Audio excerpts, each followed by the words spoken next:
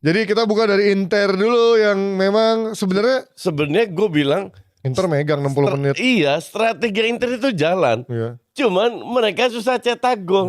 Iya. Sementara kalau lihat gol pertama yang salahnya si Akanji itu kan nggak boleh terjadi kayak gitu. Untuk seorang Akanji loh, Jagoan gua kok Akanji yang punya pengalaman gila, internasional luar biasa, ternyata dia juga manusia pernah bikin. Nah itu yang bikin menurut gue menghancurkan moralnya Inter. Tapi secara taktikal oke. Iya. Karena dengan sistem yang diterapkan oleh Bodo yang 4-3-3 ke 4-4-2 itu shape-nya dimatiin sama si siapa namanya di Marco dan Barella sehingga Bastoni itu gampang ke depan. Iya. Nah ini sistem berjalan, hanya defense-nya harus diakui disiplinnya bagus, disiplinnya Bodo. Iya, sehingga membuat Inter susah cetak gol. Tapi kalau bilang Inter main jelek enggak juga.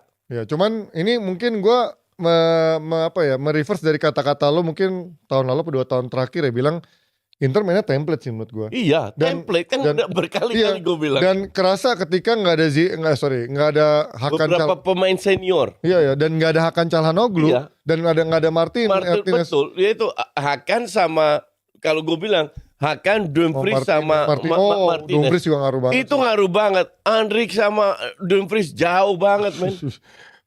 Luis Enrique benar-benar parah. Itu gue dari berapa detik sebelum dia mulai gocek aja gue bisa nebak. Ini pasti gerakannya ke sini. Langsung ketebak. Dan kemarin benar kerasa gitu. Faktor X itu nggak ada. Setemplate-templatenya Dumfries, dia selalu lewat. Nah, itu. Dia selalu create peluang. Betul. Dia sering cetak gol juga. Nah kemarin itu menurut gue template-nya benar-benar nggak ada faktor X dan pemain-pemainnya yang harusnya bisa menjadi game changer kayak Thuram, Di Marco kemarin nggak efektif. Barella juga kemarin jelek banget, yang nggak sejelek leg pertama ya. Tapi menurut gue Barella kemarin jelek, banyak decision makingnya berantakan, shootingnya nggak akurat, passingnya salah, kerebut di tengah-tengah. Praktis babak pertama itu punya Inter. Betul, 60 menit lah hampir Inter. Cuman itu gue juga melihat emang Bodo bermainnya nunggu sih di dari babak pertama. Tapi dibilang parkir bis nggak juga kalau gue bilang. Iya. Memang nunggu aja dan ngepresnya. Dan mereka itu disiplin banget. Very well organized gue bilang. Lu dengan 29% bisa dapat expected goal 174. Artinya lu bermain efisien. Iya. Itu peluang emas pertamanya ya golnya itu menurut gua. Karena sebelum itu nggak ada peluang-peluang yang berbahaya lagi yang arah ke kiper. Dan kalau lu lihat dari babak kedua itu beda. Cara pressingnya Bodo agak sedikit lebih berani lah ke depan. Makanya terjadilah golnya blunder Akanji itu. 2 gol itu karena pressing. Iya. Tapi pressingnya di momen dimana Inter build up. Ya. Kalau yang gol kedua sih menurut gua karena udah emang Inter udah all or nothing sih. Lo sama aja kebobolan. Iya betul. Cuman eksekusinya Bodo itu keren banget. Gila itu itu keren banget. Gila golnya itu mah tenang banget kayak gitu. Gue gak pengen Inter jauh-jauh dari fase 16 besar kan. Gue bilang selalu gitu kan. Gue gak setuju sama lo sih. Gue setuju banget karena ya begini, Inter secara quality kalau dia maksain ini sampai ke semifinal apalagi ke final di Serie A-nya mati gue. Karena fatigue itu tahun lalu kan sempat Dumfries cedera, Lautaro cedera, jadinya gak fit gitu. Nah ini akhirnya ini aja kemarin gak ada Lautaro gak ada Dumfries mati gitu. Apalagi lo maksain ini sampai ke semifinal. Even mereka balik secara fatigue pasti gak akan bagus lah secara match fitness.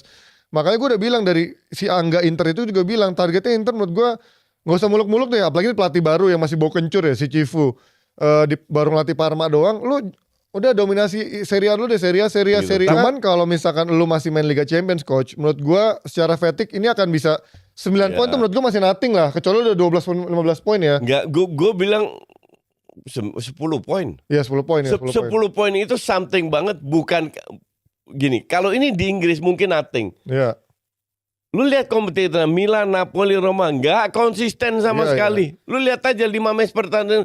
5 match terakhir 3 tim ini hanya 2 kali menang. Iya. Milan, Napoli sama Inter. Sementara Inter sapu bersih. Iya. Mau main jelek, they still win. Makanya gue bilang Serie A ini merem. Lu harus fokus ke ke Champions League juga. Ya, tapi nggak mampu menurut gua. Secara quality, Ya. that's not good enough lah mereka. Pada saat ini nggak mampu murni karena kualitas. Betul, setuju gua. Karena 3 pemain itu nggak hadir. Nah makanya gue bilang, kan secara finansial nih Inter masih mentok, kedalaman squad itu juga masih transisi nih, apalagi pemain udah banyak yang tua kan. Gue udah bilang juga sama coach dari fase grup kan, lu lihat di Bodo coach mainnya. Nggak bagus banget, tapi mengerikan gitu. Untuk pemain yang secara pemain nggak ada yang pemain bintangnya, tapi ngeri. Gue lihat di leg pertama udah ngeri, orang gila Bodo ini. Sama penonton pas lawan City, gue pikir kan? Ini beruntung karena golnya tuh spektakuler semua kan. Iya. Gue bilang ini pasti faktor luck. Walaupun orang bilang banyak counter, tapi counternya ngeri. Counternya ngeri, betul. Ngeri. Dan kemarin dia ditunjukkan lagi bahwa gol spektakuler itu ternyata bukan luck. Iya. Emang mereka bikin golnya keren-keren. Ini mirip ini kayak Leicester zaman dulu tuh, dia hanya butuh 2-3 sentuhan gol. Pemain-pemain ini kalau ke IPL flop semua ini. Ini kan juga pemain yang di Milan gak tembus akhirnya balik ke sana kan di Norway. Bener, kalau ke IPL flop semua nih. John Peter Hag. Ke Serie A mungkin masih bisa. Serie A masih bisa, masih oke lah. Ya itu dia dari Inter ya.